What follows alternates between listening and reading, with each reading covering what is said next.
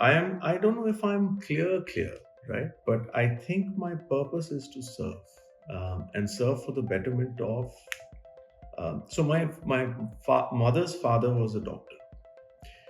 My wife's father is a doctor, is a surgeon, right? So uh, I can't see suffering. So there are two things of suffering that really bother me. One is when your parents suffer. The second is when your children suffer. Actually, you tend to feel worse when your children suffer because they're younger and. So it's those two that form the basis for. I think they form the basis for my purpose, which is why when I did make the switch to pharma, it stuck with me.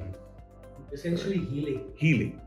Healing is the Where in the healing and to some extent, healing with harmony, I love that. right? Because Wow. I also am an individual who can't take too much of conflict but I'd like the conflict to calm down, right? Because I don't think people do their best when there is conflict in the air. So even with the team, I try to find harmony. It's tough. Everybody has their own agenda, but harmony is, I believe, is very important for the world, for the organization. So healing with harmony.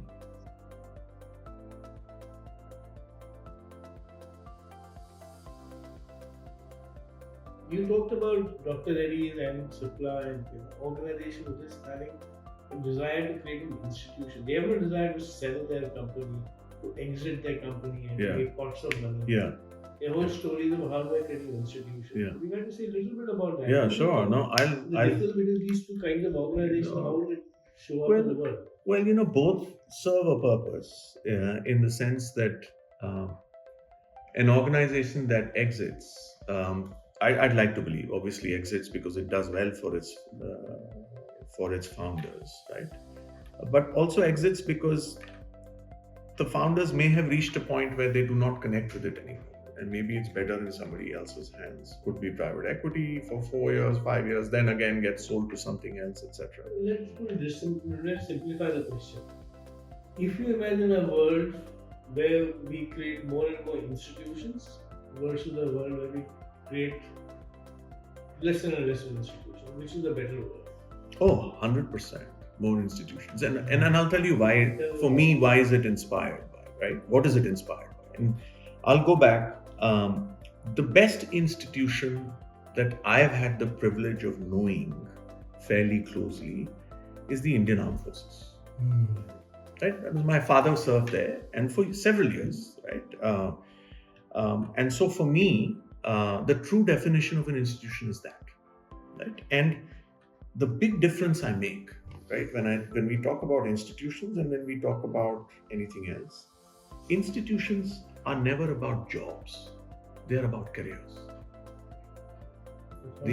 Right? So the army is not a job.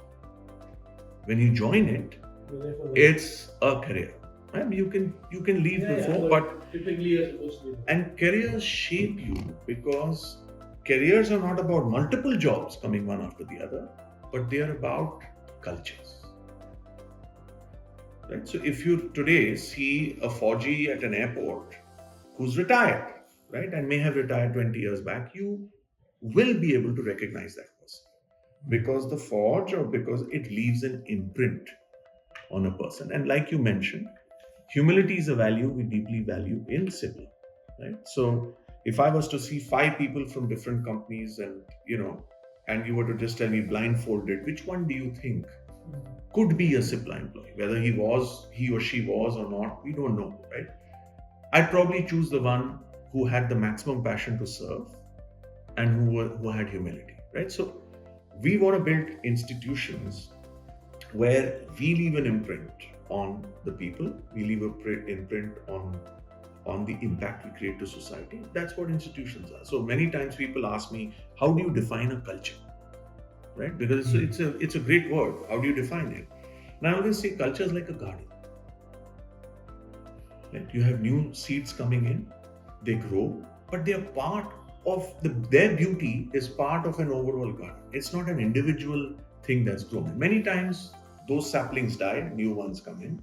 Some of them grow very big, begin to offer shade to the others, right? And they all serve a purpose. They create an impact together and they serve a purpose.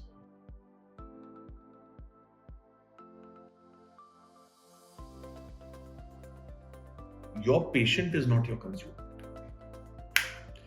The patient is somebody's father, mother, brother, sister, right? So don't look at the patient as somebody who's distant. Tomorrow it could be your neighbor's, this could be your own family, right? So I think if you build this personalization linked to impact, right? So I can create impact by showing that my revenue grew by 50%. Right? The whole world, the shareholders will say, "Whoa, what a great, 50% ka growth leke aaye." But I can also create impact by saying, I saved a life.